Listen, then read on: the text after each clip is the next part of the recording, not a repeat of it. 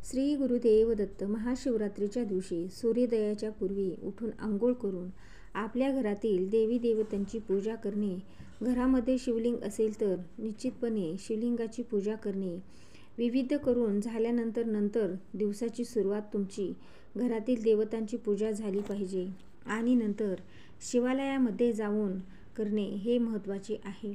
जिथे शिवलिंग असेल तिथे तुम्ही शिवमंदिरामध्ये जावे आणि महादेवाच्या चरणी प्रार्थना करावी की आजपासून आजीवन शिवरात्रीच्या उपवासाचा संकल्प घेत आहे. हे शंभू महादेव, तुमची इच्छा असेल, मनोकामना असेल, महादेवाच्या समोर शिवपिंडी समोर उभे राहून तुम्हाला तेथे सांगायचे असेल. महादेवाला जाताना तुम्ही दूध मिळेल तर दूध किंवा बेलपत्र, बेलाची फळ, पांढऱ्या रंगाची फुले हे तुम्ही घेऊन जाऊन महादेवाच्या पिंडीवर ते तुम्हाला अर्पण करायचे असते. त्याचे आनंदपटीनं पुण्यफल हे वर्णन आहे. इतर दिवशी वाहिले गेलेले शिवपिंडीवर वरती दूध, इतर दिवशी वाहिले जाणाऱ्या बेलपत्र किंवा पांढऱ्या रंगाची फुलं, त्यांच्या अपोजिट शिवरात्रीच्या दिवशी वाहिले जाणारे पांढऱ्या रंगाची फुले असेल, दुधाचा अभिषेक असेल किंवा बेलपत्र असेल. शतकोटी जन्माचं पुण्य या एका दिवसामध्ये वाहिल्या जाणाऱ्या पदार्थामुळे निश्चितपणे मिळते. त्यामुळे अवश्य शिवमंदिरामध्ये जाणे आणि शिवआरती म्हणजे शिवलिंगावरती दूध असेल किंवा दही दूध किंवा पंचामृत असेल हे वाहण्याचा प्रयत्न करून. पांढऱ्या रंगाच्या फुलाला विशेष महत्त्व आहे. या दिवशी देण्याचा प्रयत्न करा. हे करून झाल्याच्या नंतर तुम्ही दिवसभरामध्ये जो तुमचा गुरुमंत्र असेल याला तुम्ही जप अवश्यपणे केला पाहिजे. त्यांच्यानंतर जो मंत्र महादेवाचा असेल, आता ओम नमः शिवाय पंचाक्षरी मंत्र जो आहे तो मंत्र जप करू शकता.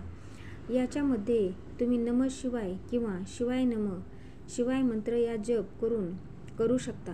प्रदोष काळामध्ये या दिवशी तुम्ही संध्याकाळी परत एकदा आंघोळ करायची असते. आंघोळ करून झाल्याच्या नंतर घरातल्या त्याच्यामध्ये पाणी, घरातील देवी देवतांना दिवा अगरबत्ती अवश्यपणे तुम्हाला करायचे असते. उपाय काय आहे तर संध्याकाळ होण्यापूर्वी काही वस्तू आहेत या तुम्ही नियोजित किंवा त्या वस्तू अगोदर तुम्ही अवेलेबल करून घ्या. मग त्या वस्तू कोणत्या असतात ते तुम्हाला शिवपूजेमध्ये आता रात्रीच्या तुम्हाला शिवरात्रीच्या रात्री जे तुमच्या घरामध्ये शिवलिंग आहे वरती पांढऱ्या रंगाचे फुले हे तुम्हाला घरी घेऊन यायचे आहे. धोत्र्याचे फूल हे जर भेटले तर खूप उत्तम. विधान असं सुद्धा आहे की कमीत कमी 8 कमळाचे फुले हे तुम्हाला शिवलिंगावरती अर्पण करायचे आहेत. खास करून निळ्या रंगाच्या कमळाला विशेष महत्त्व आहे. शिवरात्रीच्या रात्री असते बरं का. निळ्या रंगाची कमळ हे सर्वत्र मिळणार नाही तर पांढऱ्या रंगाची कमळ चालेल, लाल चालेल. जे कमळ मिळेल कमीत कमी 8 कमळ तुम्ही तुमच्या घरी येताना घेऊन घ्या आणि हे कमळ तुम्हाला महादेवाच्या शिवलिंगावरती रात्री व्हायचे आहेत. जर तुम्हाला कमळ मिळाले नाही तर धोत्र्याचे फूल मिळाले तर तुम्ही अर्पण करा. हे नसेल तर पांढऱ्या रंगाची फूल कोणतेही चालतील तर तुम्ही आणण्यास अवश्य प्रयत्न करा. 3 पानाचे बेलपत्र, तेही पूर्ण पाने कुठेही कट झालेली नसावीत होय किंवा छिद्र पडलेली नसावीत. 3 पानांचेच बेलपत्रे हे शिव महादेवाच्या पिंडीवरती तुम्ही व्हायला पाहिजे. त्याचबरोबर तुम्हाला येताना आणायची आहे डाळिंब, एक डाळिंब आणायची आहे. हे कशासाठी? कारण त्याचं तुम्हाला काढायचं आहे रस आणि या रसाचा करायचा असतो अभिषेक. त्याचबरोबर तुम्हाला आणखीन एक गोष्ट याच्यामध्ये ॲड करायची आहे ते आहे उसाचा रस. हा उसाचा रस घेताना तुम्हाला घरी घेऊन यायचं आहे. रात्रीच्या प्रहारामध्ये शिवपूजन करताना तुम्ही डाळिंबाच्या रसाने आणि उसाच्या रसाने शिवपिंडीवरती घरातल्या अभिषेक हे करण्यास त्याच्या अनुषंगाने घरातील शिवपिंडीवरती कमळ असेल किंवा धोत्र्याचे फूल असेल किंवा पांढऱ्या रंगाचे फूल असेल हे सुद्धा तुम्ही त्या रात्री वाहणार आहात. त्याचबरोबर रात्रीच्या प्रहारामध्ये म्हणजे 11 वाजता तुम्हाला शिवपूजनाला बसायचे असतील. रात्री भजन वाजन तुम्ही घरातल्या महादेवाच्या शिवपिंडीला वरती अभिषेक सुरुवात करत असतो.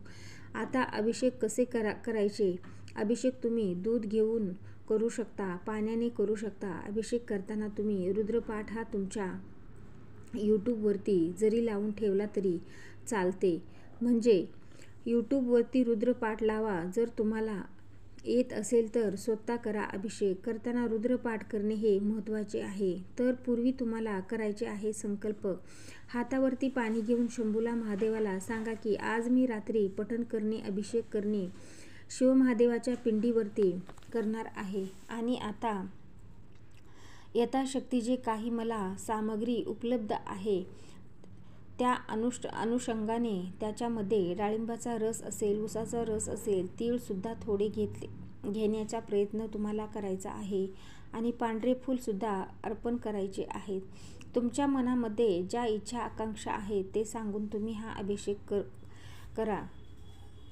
असा संकल्प हातामध्ये पाणी घेऊन शिवलिंगासमोर सोडायचं असते. तुमचा संकल्प पूर्ण झाल्याच्या नंतर महादेवाचे सर्वप्रथम पूजन करायचे असते. म्हणजे तुम्हाला उदबत्ती, तुपाचा दिवा किंवा तिळाचा देवा हा महादेवाला ओवाळून तेथे अभिषेकाला सुरुवात करायची आहे. पाणी असेल तर पाणी, दूध आपल्यापाशी यूट्यूबला रुद्रपाठ चालू ठेवावा आणि शिवलिंगावरती दुधाने किंवा पाण्याने अभिषेक करावा. चमच्याने आपण पाणी पूर्ण करावे. रुद्रपाठ होईपर्यंत हा अभिषेक पूर्ण होईल.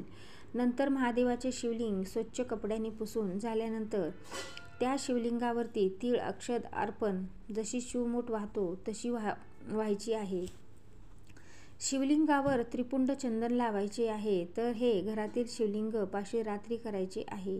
आणि महादेवाला उसाचा रसाचा, डाळिंबाचा रसाचा अभिषेक करत आहे असे आपल्या मनोमन परत एकदा त्या रसाचा अभिषेक करायचा असतो. तो अभिषेक करून झाल्यानंतर शिवलिंग स्वच्छ करून पुसून घेऊन त्रिपुंड लावायचे आहेत आणि परत एकदा पूजाही करायची असते. हे करून झाल्यानंतर ही पूजा रात्री 2:30 वाजेपर्यंत, निषिद्ध काळापर्यंत ही पूजा झाल्यानंतर जे तुम्ही बेलपत्र घेऊन आलेले आहेत ते तुम्हाला शिवलिंगावरती अर्पण करायचे असते. बेलपत्र अर्पण करताना तुम्ही ओम नमः शिवाय म्हणत तुम्ही अर्पण केले तरी सुद्धा चालेल.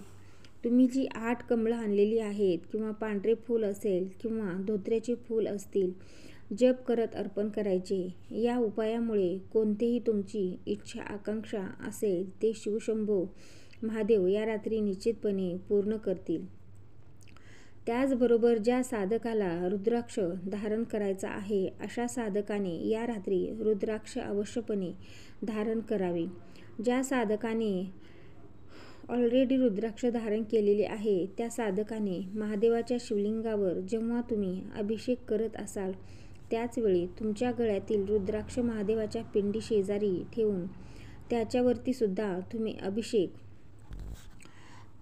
करू शकता. रात्री अवश्य करू शकता. जो उपवास आहे तो कधी सोडला जातो? तुम्ही शिवरात्रीचा उपवास केलेला असेल तर संपूर्ण दिवस तुम्हाला उपवास करायचा आहे. शुभरात्रीच्या दिवशी उपवास सुटत असतो. शिवरात्री रात्री जेवण हे करायचे नसते. तुम्ही फळ हार करू शकता. दूध पिले तर चालेल. काही लोक निराहार राहून उपवास करतात. तुम्हाला जसे जमेल तसे उपवास संपूर्ण दिवस अवश्य करावा.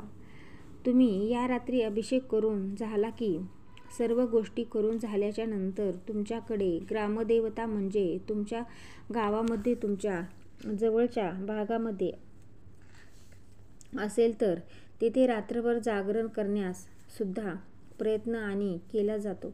हे अवश्य करण्याचा प्रयत्न करा. निश्चितपणे तुमचे आतापर्यंत कोणतेही घोरपातक झाले असेल किंवा कोणत्याही पद्धतीचे पाप उपाय तुमच्याकडून झाले असेल याच्यामध्ये निश्चितपणे मोक्ष मिळतो हे निश्चित आहे. त्यामुळे कोणत्याही पद्धतीची इच्छा असेल, आकांक्षा असेल या सर्वांची प्राप्ती करून देणारी आणि करोडो जन्मांचे पापांचा क्षय करून तुम्हाला पुण्य